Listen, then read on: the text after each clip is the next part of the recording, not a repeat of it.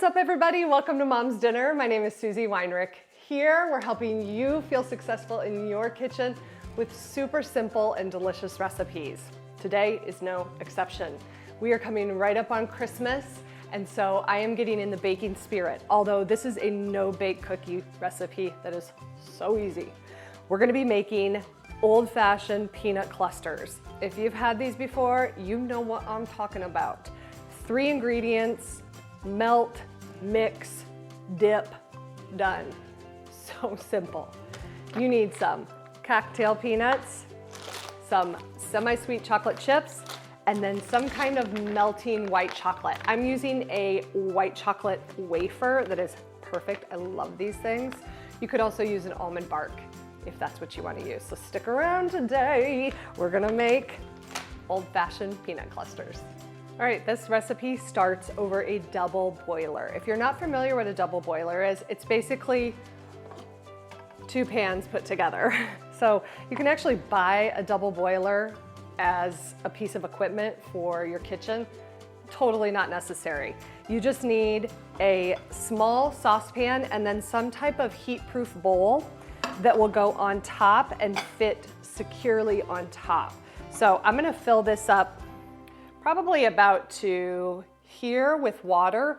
Basically, you're letting the steam and the heat coming off the water warm up this bowl and then melt whatever's in this bowl.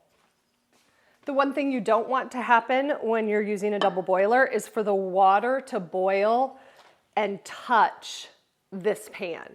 You want them to stay separate. Like I said, the steam and the heat should warm up this bowl because we're gonna be melting chocolate. And if you heat chocolate up too much, it can seize and kind of separate, and then it gets really weird and dry and like gritty. It's super bizarre. Okay, so we're gonna let this come to a little simmer and start to heat up, and then we're gonna measure in the chocolate.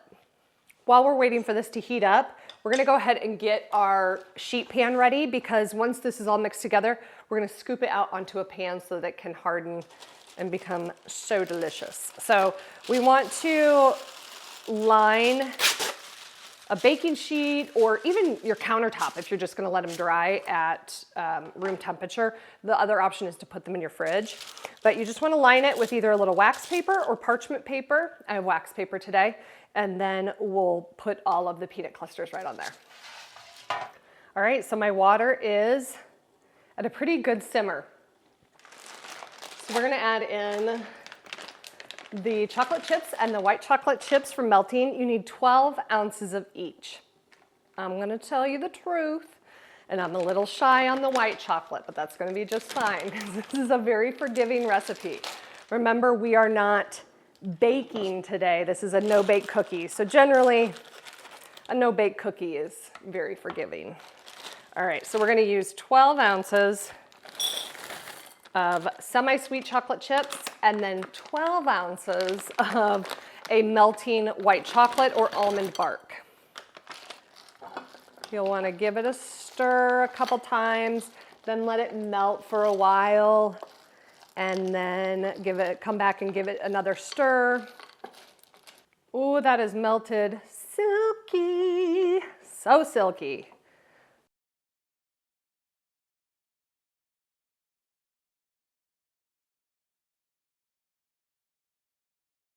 All right, now you're just gonna get these all stirred into that chocolate.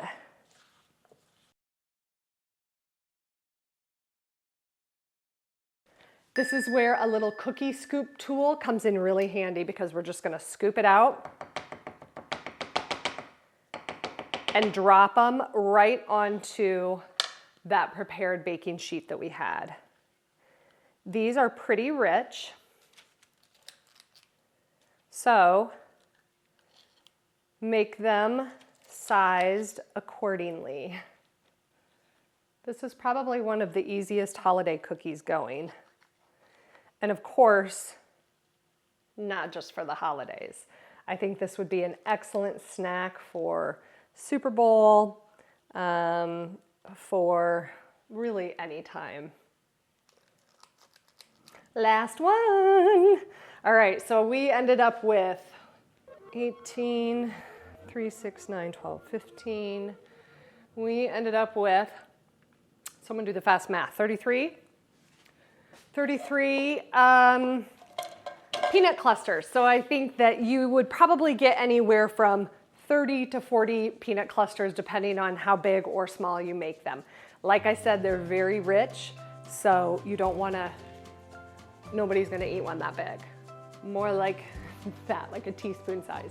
So what we want to do now is you can either leave them at room temperature to start to harden, or you can pop them in the fridge and speed up the process. That's what I'm going to do. These are right out of the fridge and they are absolutely perfect. They are set up just right. They're about a little 3-bite snack, peanutty, chocolatey, perfect.